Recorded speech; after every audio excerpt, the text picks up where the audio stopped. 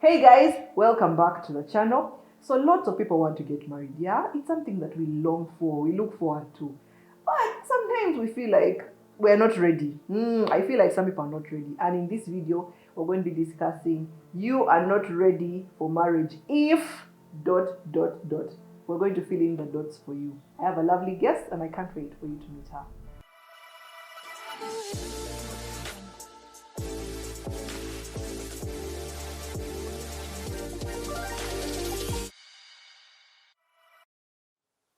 As we get into it, first of all, I've been dressed by Rebel Africa, yeah. This whole month, they are showing us that, you can still look stylish, still look chic, pregnant or not pregnant, they have amazing dresses for you. So check out their Instagram and get yourself a dress, an outfit that is going to speak and, make you look so nice, yeah. All right, so I have a lovely guest with me. She's called Sarah, and I can't wait for you to meet her. Sarah, welcome to the channel. Thank you so much, Lisa. Thank you for having me. You're welcome. As we get into it, I want you to introduce yourself, let them know who you are, and let's get started. Okay. My name is Sarah Nsubuga. I am married to Arthur Nsubuga. We have 4 children. I am a Christian. I am a stay-at-home mom, and I also run a small home decor business where we make table mats and tablecloths and things to make your home look nice. Lovely. So how long have you been married? 12 years. Love to hear it, guys. 12 years is not easy, eh? Yeah. Yeah, but you've really done a good job. All right, so people are getting married. People want to get married, yeah? And sometimes they're not ready. So let's fill in those gaps that I've been talking about. You're not ready for marriage if you have not thought beyond the wedding. More, break it down, break it down. So, we all, girls, we grow up dreaming, the white gown, and my daughters have already picked out their gowns apparently. So we all have that, you want your day to look a certain way, but some of us don't look beyond the day to actual marriage. Like, you're going to be living with this person, you're going to be doing life with this person, you're going to have difficulties with this person, things will not always go the way you want, you're going to have fights with this person, you're going to face challenges together. You haven't thought beyond that. It ends here. You don't realize that when you go home, it will be just the 2 of you, and you'll have to learn to work together, walk together, do life together, pay bills together, all those things that we do in marriage. So if you've not thought, if you're only thinking about the day and getting money for the day and all that, and getting your dress and your suit and all those things and doing the decor, I know girls, we love it. Decor. Yeah. But if you've not thought beyond that, then it's a problem. It's a problem. Yeah, I agree, because so many times you're putting so much effort in the wedding only. We're not even preparing right. We're not seeking counsel and all these things. Actually, even the honeymoon. Sometimes people even forget the honeymoon. You're focusing to please people who are going to come to see the decor. But those people are going to leave immediately. Midnight. The dance is over. They have gone. And then you've not really planned for your honeymoon. It should be shocked to find out that you're with this person alone. And you're like, why did I get married? People come into my inbox in 2 months, something, we are not... No, that's unacceptable. So what do you think we need to do for that? Well, I think one thing, first of all, is to think, why do I want to get married? Is it just kusamba gauni? Or do I actually want to live with this person? Is this the kind of person I want to do life with? The kind of person who will have my back? And I know therapy is becoming a thing now, but many people still have a stigma towards it. So sometimes to understand yourself, talking to a professional counselor helps. But also even after you've decided, okay, I do want to get married, premarital counseling helps to iron out all those things that you may not have thought about, because you realize that, okay, I want to get married, and you're basing it on what you know, what you've seen, But there's a lot more to marriage than what you know and what you've seen, because what you've seen you've not experienced, and you don't know exactly what's going on in every marriage that you're seeing. So premarital counseling helps to iron out those little things that you need to talk about, expectations and things like that. Great, guys, you've heard. Yeah, please think further than just the wedding. Yeah. So for me, I wrote some of my things down. I feel like you're not ready for marriage if you're not willing to be held accountable. I think for me that's a very important point. We have so many what they call it, married bachelors and married bachelorettes. Yes. Like, you want the marriage, but then you want the single life. You know, you still want your life. Yeah. You don't want someone to ask you, hey, where are you from? Where are you going? Hey, this money, how much? You're like, please. If you don't want to be held accountable by your spouse, for her or him to ask you questions, Bambi, first get ready. Yeah. I don't know what you think about that. I do think that that's true, that many people want the wedding, or they want to be married, to have the title, Mr., Mrs. But leave me. Leave me alone. I want my own space. Don't touch my things. Don't. And yet we're living together. You can't. That can happen. And even just being accountable to the person and saying, okay, this is where I'm going. It's not type marking. Yeah. It's just not being controlling. It's not that you're asking permission or things that you're talking through. Yeah. It's even, I mean, I'm here, but my husband has to know where I am, because if something happens to me, what will happen? And then what does he tell your parents? Yeah, where did he live? The one who took me, what does he tell my parents?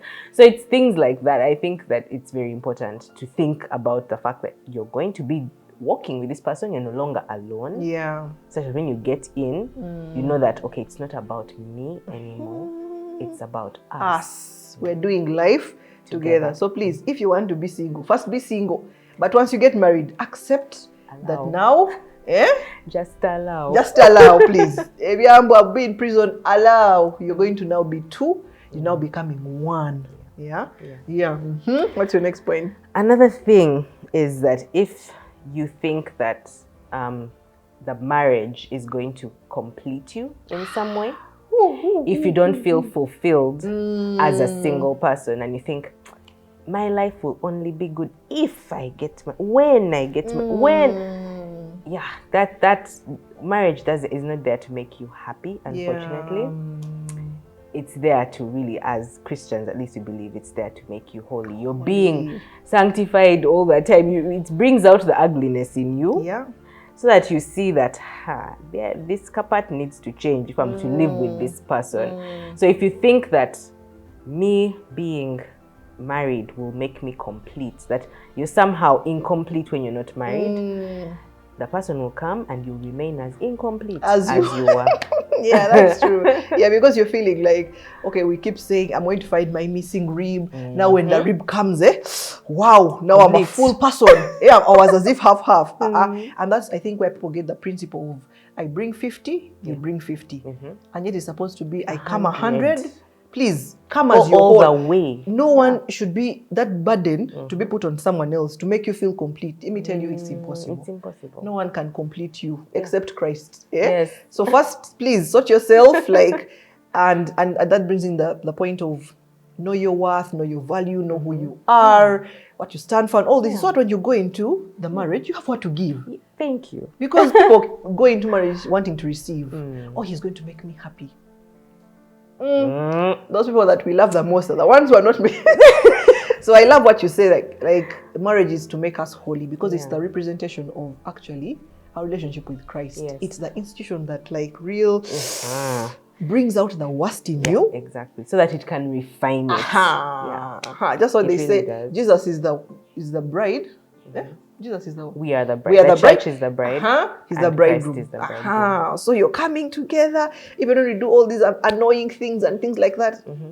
Jesus is still there to just pick us up and things like that. So I agree. Please, marriage is not for your happiness. If you're just going there to receive, being happy, please, you're going there to serve. You're going there to give. Be fulfilled as a single person. I think one thing I love to see is single people enjoying their singlehood. It's, I mean, yeah, so that when someone finds you, they're not saying, now trying to make her feel, there are no insecurities. You're happy being you. So when this person comes, they're happy to have you because you're happy being you. Exactly. But if you feel that someone will come and then make you happy to be yourself because you're Mrs. So and so, then it's not going to work. That title of Mrs. is nice. When they put on the card, Mr. and Mrs. Mugisa, I just feel like, ooh. Anyway, but I remember when I got married, I was young. I always felt like my husband is always going to be with me, like we're going to be together, two peas in a pod, whatever. And then sometimes he would leave, like I didn't enjoy my own company.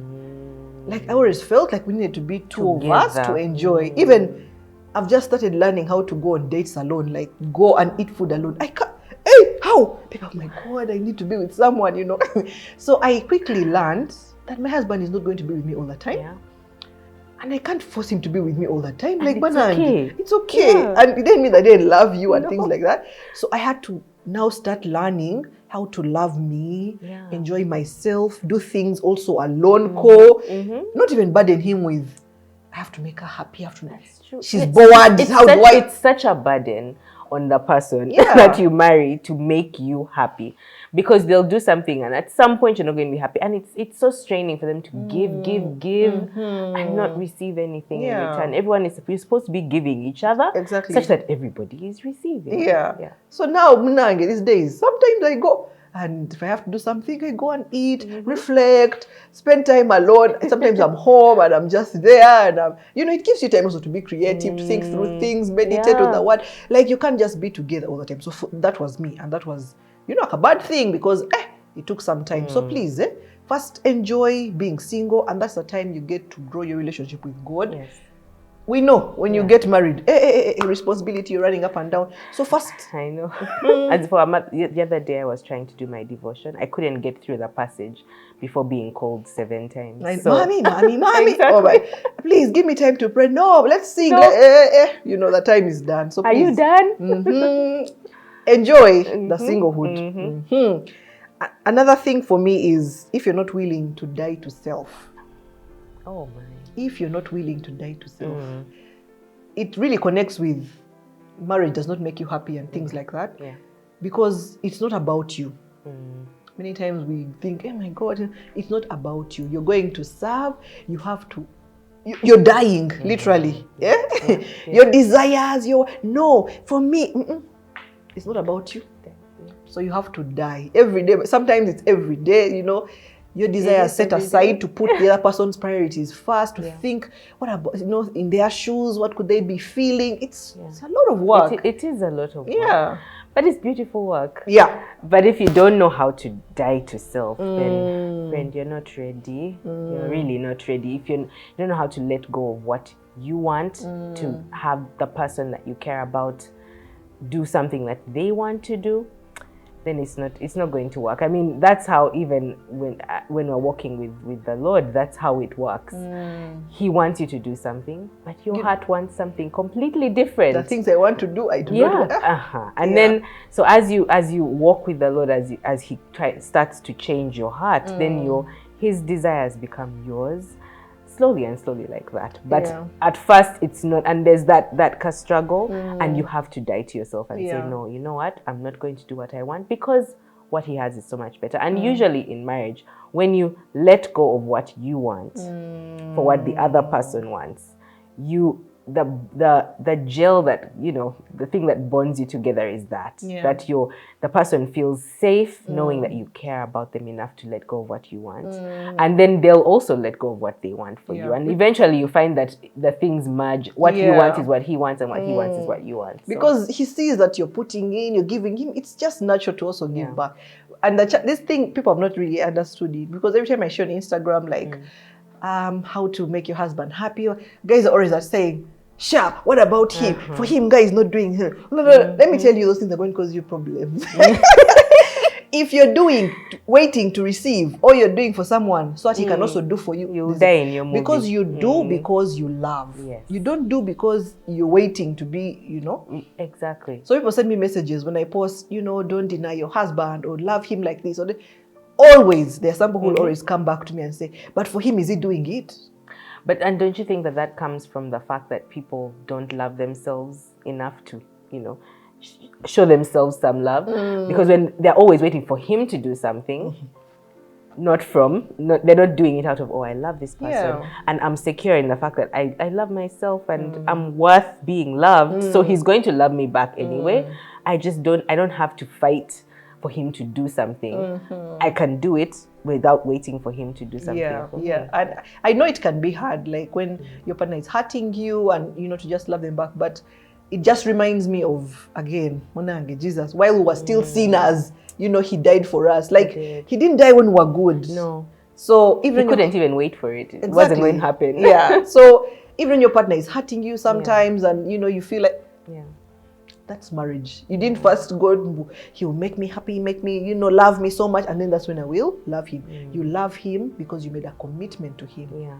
That's what it's a daily commitment. I mean, there are things that a husband or a wife will do that you don't like, but you love them anyway. You love them. I mean, and that also speaks to, eventually you talked about what's bothering you when you communicate the fact that they know this person loves me. When you communicate something that's hurting you, then the response is that I will actually take the initiative to change or to apologize.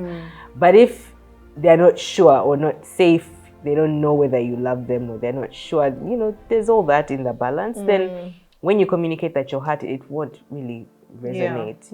True. Your next point? I think it's you next. My next point is that you are not ready for marriage if you cannot take care of yourself.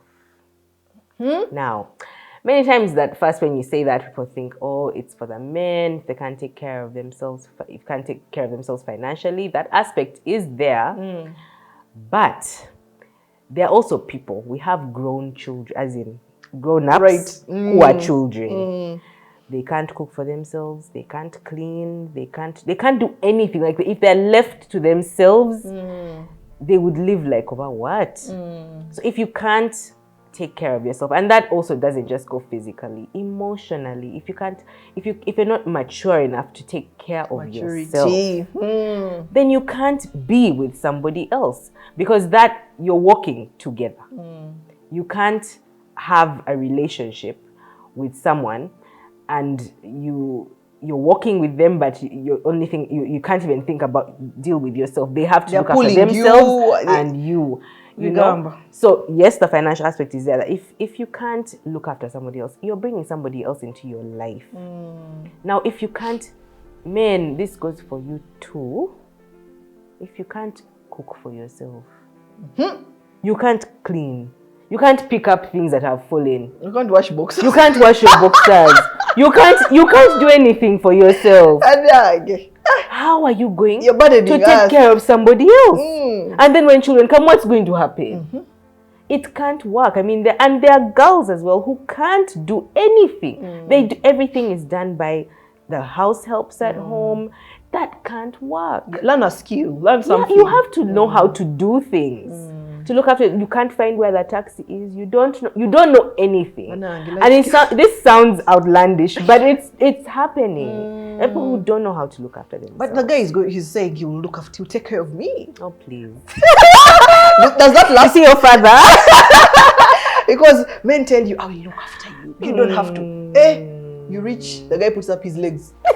The one who told you that he's going to look after you, everything you need and desire. But even if he looks after you and does everything, is really that how marriage is supposed to be? Is that how? Can't even do it's not supposed to be like that, because you're supposed to be working together. I mean, if you're a woman, you're his helper. You're working together. I mean, you can't help when you don't know. You don't know what to do. How do you help? Yes. Yeah. So that's very important. It sounds like a very, everyone knows how to take care of themselves. But if you don't, and if you're not even emotionally intelligent to know that I can't take care of myself, then there's a problem.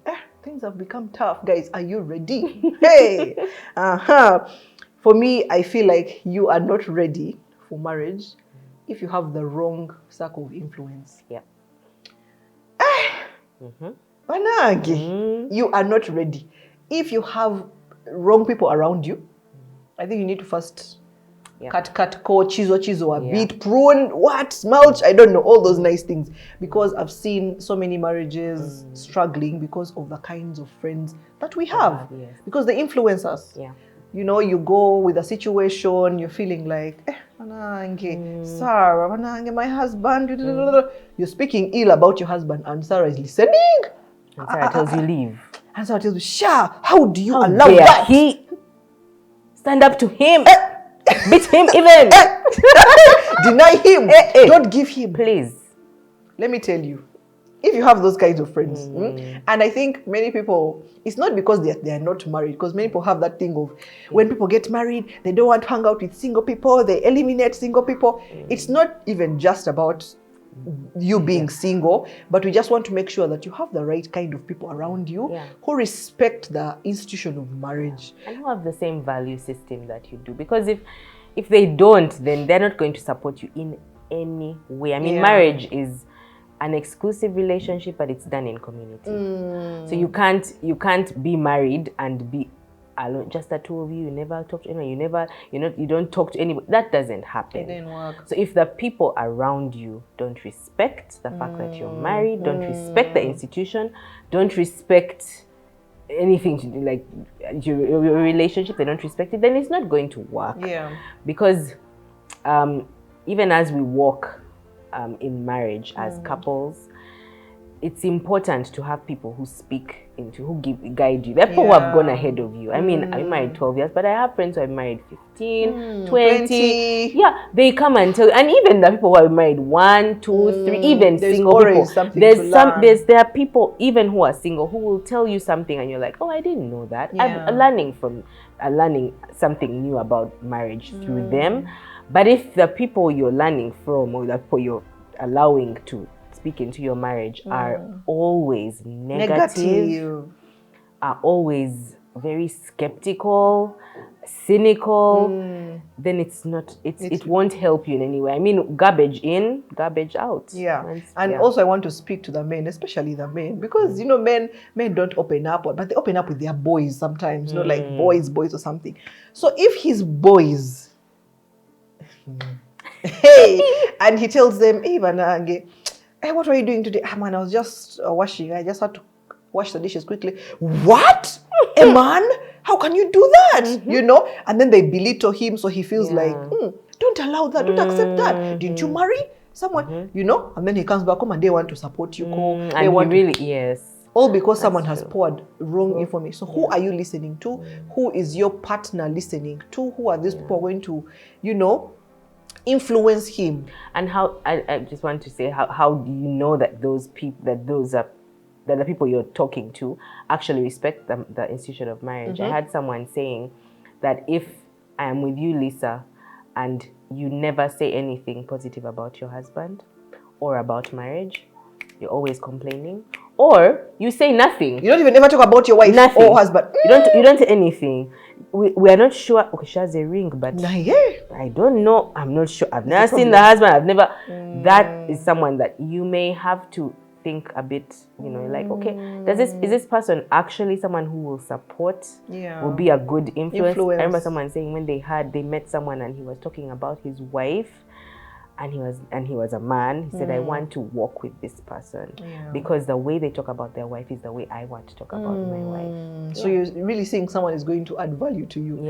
So if you're with someone and really they never mention anything about the wife, then there is a problem. Are they hiding? Are they not? What's going on? So what kind of people do you have even around you before you even get married? Sometimes we need to change. We need to change the kind of people we have, and that's okay. It's fine because that season has ended. Now we're in a new season, and there will be people even who will not respect because they don't understand what the institution means. 11 o'clock, they are calling you. Over what? You're like, madam, excuse me. Or his girlfriend or his friends who are like, they don't understand it. So it comes into the point I wanted to say, guard your heart, guard your marriage, protect it. It's a treasure. So we need to guard ourselves. And also, many times, if we don't guard our hearts, we let so many things come in. so many things come in, you allow so many things to come in. And once the devil has like a small loop, for him, he comes in quick, you know. wow. So please protect your marriages and things like that. Yeah. So those are the points. I think also you're not ready for marriage if you have unrealistic expectations. How so? You think that this person you get married, for women, he's going to give you everything that he's going to bring gifts every day. I had that dream when I was in secondary. For me, every morning, I love gifts because it's my love language. He's going to be giving me gifts every morning. You know, that's an unrealistic expectation. Yeah. We have other things to do. Life is going on. Also. Wow. Can't afford every day, please. For the man, you think, she has come. I will never lift a finger ever in my life. That is it. That is an unrealistic expectation. Because at some point, one of you is going to be sick. Yeah. Who's going to cook for the other?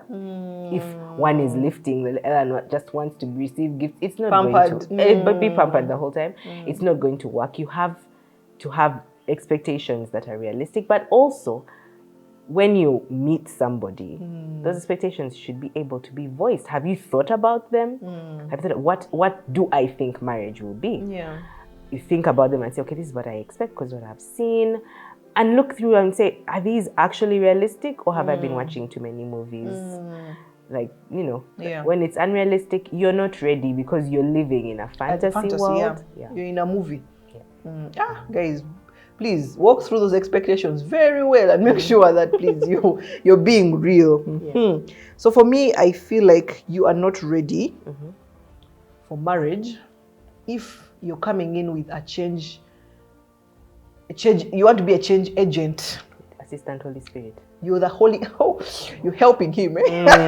So we see all these things during dating and and the guy proposes, and you're just so over that whole. Yes. And meanwhile, in your head, you're like, but this guy. But you know what? I will change him. Kwegamba, you are a change agent. Hey, please, I just want to warn you that you're not ready because you're not going to change anyone. Yeah, let's not try to want to change people. Only God can change hearts, and I think that's one encouragement that I get even as a married person, that when you are married and you don't expect to be the one to change somebody, then when something happens, you take it to God and say, your person is there. Handle and return back to sender. That kind of thing. But if you go in thinking, this is going to change, this is going to, then this and this, if you can't handle it now, you can't. It will be worse in marriage. Yeah, because we go in with, we want to train them. As if they're your child. I know, So many times we go in and we face many of these things in marriage. You go in, you want to train your husband and then serve your children or wife. Or instead of trying to serve him, train your children. Anything you're seeing in him, please start training now your children. Please, but don't start training him. No, don't do it. It will not work. So don't go in with a change mentality and everything you're seeing now. If you don't like, please prepare yourself, put on armor, because my friend, it's going to get worse in marriage. We only change. Let it go.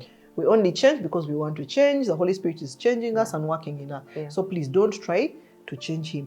I was listening to, I think just Jackie Perry, who was saying, what was she saying? When we are dating, if we are dating an unbeliever, we are so sure that God is going to change him. Wow, he's going to become born again. So that belief you have in God, please also believe that He'll bring for you a saved one. Who doesn't need your change? Why is your faith so much on the one who is going to be changed? Please, it should focus on the right thing. Believe that God will bring someone who is born again for you and all those things. Don't try to turn God's hand and say, Lord, I believe you will change him. You are faithful. You are please, it's in his own timing and things like that. So please, don't be change agents. You're not ready for marriage. Oh, and I think another thing is you're not ready for marriage if you're not kind to the people around you, you're not considerate, because marriage is a very intimate relationship. This person gets in and really gets into your skin. There's nothing that's hidden from them. Yeah. So if you can't be kind to the people who are just outside, No more folks. then you can't be, how are you going to be kind to this person who's going to be in your space, in your life, in your face? And my daughter is the one who gave me this point, by the way. She said you have to be considerate of other people. Think about them before you think about yourself. Yeah. Things like, has my husband eaten? Okay, or has he done this, or what Is are he you going okay? to wear? It's not being controlling, or it should flow from the fact that you care about this person, and you say, okay, have you had something to eat? Where are you going? Do you need this? Do you need that? And things. I mean, it's difficult to be kind to people, given, but even if you can't be kind to the people around you at all, then you're not ready. But I feel like, you see, your daughter is watching. There's something she has seen. So even when she gave you that point, she was like, I see that mommy and daddy are kind to each other, yeah? But if you're selfish, and it's just about you, it's really going to be a trick. Because your husband will get to you. Your wife, yeah? So be kind. I really like that, yeah. For me, I think one of my final points is, you're not ready for marriage if you're not ready to put in the work. Because people say, get this person, things will flow. Just flow. Please, marriage is not a waterfall or a river, just flow. Hey! Like everyone you've seen whose marriage seems like they're thriving or they're happy or things like that, someone is putting in the work. There's work. Someone, like we've mentioned, is dying to self. Someone is, thinking about the marriage. How can it be better? Let me tell you, I tell people here, they see me and they feel like, things, your marriage seems okay. Do you know what I'm doing in the background? Right. I am reading books on marriage. I'm not complacent. I don't talking to people. I'm talking. Being accountable. I'm being accountable. I'm talking to my husband. I'm asking him, how can I make you happy? How can I make you feel loved this month, this week? I am working. I am thinking. I am praying. It's hard work, people. But it will flow. I feel like this person, things will flow easily. No, there's no flowing. It doesn't work like that. Yeah. And then I remember just this week I told my husband that people look at you and go, oh, your marriage is perfect. First of all, that doesn't exist. There's no perfect marriage. Yeah. But if it looks perfect to you, then some work is being put in, I think. That and that what you're saying about communication and working together and reading and asking people, talking with people, being accountable, all that is a lot of work because you have to get out of yourself and do something. Yeah. But if you want to just sit and relax and have things come to you, it's not going to work. Things like communication don't just happen. Nope. We all communicate differently. We married 12 years. There are times when you would talk and you don't want to look at each other. You're like, now today, I'm done. We are not friends. I don't want. But you learn that, okay, when I say this, this person, like you said, you ask your husband, how did you respond when I said, how did you feel? What can I do differently? Things like that. I mean, we have appraisals for our work when we go HR appraisals. But in our marriages, we don't want to do the appraisals. Yet the marriage is more important than the what? Tell them. So we need to learn to actually think of marriage as, okay, I'm working to make this a good thing, an enjoyable thing. Work with your spouse and say, okay, we want this to be good. Yeah. So let's put in the hard work. Yeah. Now you talk about appraisals and things like that. I have developed a marriage health check tool to help you guys, assess, like, don't just let the whole year go by. You don't know, is the other person happy? By the way, now for me, I'm married to his temperament is what? Pregnancy brains. Phlegmatic. Yeah. They don't talk much. Everything seem to be okay. You're doing the absolute best. Kumbe, those people can keep things. They keep things, but because for the sake of peace, they say, you know what, let me just chill it because it may antagonize what is already. And yet I don't want. Now, if you don't assess those things and bring out certain questions, okay, babe, how can I be a better wife? You can go 3 years, 4 years, and then someone says, irreconcilable. Out of the blue, like, I've gone. Irreconcilable, how? Things have been okay. You've been You get it? So please do those assessments. If you want the health check tool, check out the link in my bio. It's really, really important, to bring out those key issues. Yeah. And like you said, putting in the work. You know, when you wake up in the morning, people are going to work. There's some people who don't really feel like going to work, but you still wake up, you don't remain sleeping. Why? Because you have someone who's going to make you accountable, your boss. Yes. He will not pay you. Let's think about it like that. God, who you vowed, you committed in front of God, please, even when you don't feel like it, please rise up and put in the work. Yeah. Just and like many days you may not feel like it. Yes. And I like telling people, don't listen to your feelings. People who listen to their feelings in marriage. I don't feel like serving him tea. I don't feel like sex today. Every day you're not feeling like things. Let me tell you, if you respond to feelings, you are finished. Just respond to doing what you need to do. Yeah, I remember my husband one time told me, I think you're feeling too much. You're overfeeling. You're not feeling. Let's stick to facts and things that need to happen.